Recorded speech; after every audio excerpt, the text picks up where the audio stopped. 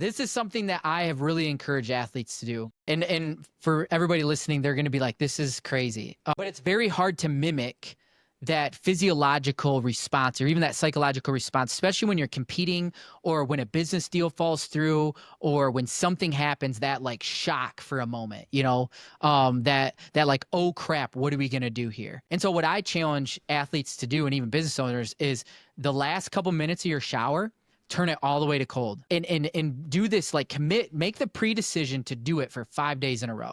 Just 5 days in a row. And when you do this, you'll realize the first time you're going to be like, right? And you're trying to catch your breath. You're trying to breathe in through your nose. You're trying to slow things down. You're trying to calm yourself down. And then you try to use that because you're like, you have that response, you're breathing. Try to use that to focus you in on something.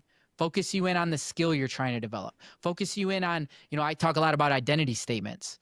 Like, who am I and how do I want to show up? What does that look like? I'm this, I'm that. How does that look like on the court? How does that look like walking into that corporate office? How does that look like going into that business deal? Like, zoom in on that, maybe even visualize that, right? And use that cold water to channel that, right? To force that situation where you're forcing your focus into that, right?